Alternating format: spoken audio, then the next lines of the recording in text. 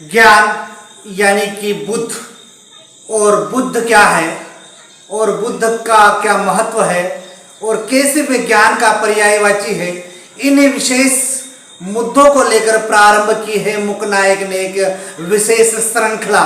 अभिवादन स्वीकार कीजिए बालकृष्ण बाविस्कर का। और बात करते हैं हम पुनः अपदीप भोग की, क्योंकि वर्तमान में ज्ञान के देवता के संदर्भ में कई कहानियां और कई पूजनीय जो व्याख्याएं की गई है, लेकिन वस्तुतः ज्ञान क्या है और क्या कारण है कि किसी भी काम को प्रारंभ करने से पूर्व भगवान बुद्ध के द्वारा बताई गई त्रिशण, पंचशील और अष्टांगिक मार्ग को बोला जाता है या उसे उनके सामने वंदन किया जाता है। आखिर इन तीनों वस्तुओं का, इन त्रिशरण, पंचशील और अष्टांगिक मार्ग का ज्ञान से क्या संबंध है, इसी बात पर आज दूसरी सीरीज पर हम बात करते हैं हम भगवान बुद्ध की, जिसे दुनिया में लाइट ऑफ एशिया, अपदीप भव, अपना दीपक स्वयं बने के सिद्धांत को मानती है, उनके लोह उस बात को मानती है दुनिया।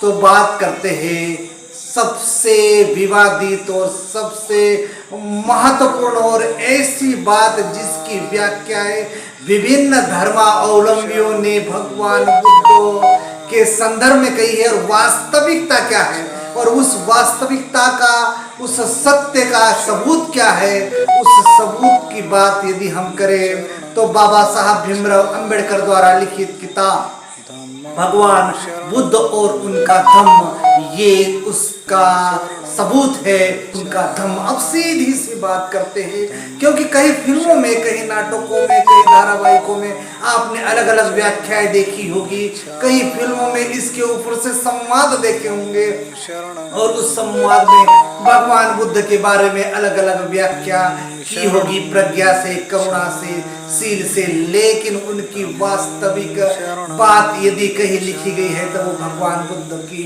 बात लिखी है डॉक्टर बाबा साहब भीमराव अंबेडकर ने। उन्होंने एक प्रसंग, जिस प्रसंग की शुरुआत में करना चाहता हूँ, क्योंकि भगवान बुद्ध का जो धम्म है वो बहुत बड़ा, बहुत व्यापक और दुनिया को एक संदेश देने वाला है, एक सदकर्म देने वाला है, एक सद्धम्म देने वाला है। इसलिए भगवान बुद्ध की उस घटना के संदर्भ में बात करते हैं, क्योंकि वर्तमान परिप्रेक्ष्य में उसकी व्याख्या गलत ढंग से की गई है और वही आने वाली पीढ़ी को और वही वर्तमान पीढ़ी को बताया जाता है। वस्तु स्थिति यह है कि भगवान बुद्ध जिस शाक्य वंश के थे, जिस गण से थे, उनके जो क्षेत्र थे, क्योंकि भगवान बुद्ध के जो पिता थे शुद्धोधन, वो एक गणराज्य के शासक थे, और वहाँ एक महत्वपूर्ण मोड़ यह होता है कि उस गण में, एक शाक्य गण जहाँ भगवान बुद्ध निवास करते थे, वहाँ एक नदी थी। जी हाँ, उस नदी का नाम है रोहिणी नदी, और रोहिणी नदी का उपयोग दो गांव या दो जातियां उपयोग करती थी। इसमें एक वंश था कोली वंश और दूसरा था भगवान बुद्ध का शाक्य वंश। शाक्य वंश और कोली वंश के बीच में लंबे समय से अच्छा व्यवहार चल रहा था, लेकिन एक समय आया कि रोहिणी नदी के जल के बंटवारे के ऊपर से उन दोनों गणों में एक प्रकार का विवाद की स्थिति बनी। तो भगवान बुद्ध उस वहां पर गए और एक सभा बैठाई गई। उस सभा में ये तय किया गया कि क्यों न शाक्य, यानी कि भगवान बुद्ध जिस वंश थे, कैसे थे, वो शाक्य वंश कोलियों को दंडित करे, यानी कि युद्ध की घोषणा। और भगवान बुद्ध सरासर युद्ध के विरोधी थे। उनका मानना था कि किसी भी समस्या का समाधान युद्ध नहीं हो सकता है, और ऐसे में वहां पर एक गणपूर्ति की गई। दोनों ओर से बात करने की बात गई तो भगवान बुद्ध ने कहा, यानी कि उस दौरान के सिद्धार्थ गौतम ने कहा कि दो शाक्य वंश से, दो कोलीय वंश से सम्मान्य सदस्य को चुना जाए, और वो दोनों, यानी कि जो दोनों वंशों के दो यानी कि 4 लोग मिलकर एक व्यक्ति को चुनेंगे और वो होगा 5 लोगों का गण, और वो 5 लोग निर्णय लेंगे कि आखिर रोहिणी नदी का जल का बंटवारा समान अधिकार किसका होगा और विवाद को कैसे टाला जा सकता है। किंतु इस विवाद को टालने के लिए जब वहां पर चुनाव हुआ तो भगवान बुद्ध से काफी लोग असहमत हुए, और इसी को मद्देनजर भगवान बुद्ध ने कहा कि मैं किसी भी प्रकार के युद्ध में सहभागी नहीं रहूंगा, जिससे जो शाक्य वंश के सेनापति है वो असंतुष्ट हो गए, और भगवान बुद्ध से उन्होंने कहा एक तो युद्ध लड़ो या तो फिर दंड भुगतने के लिए तैयार हो जाओ।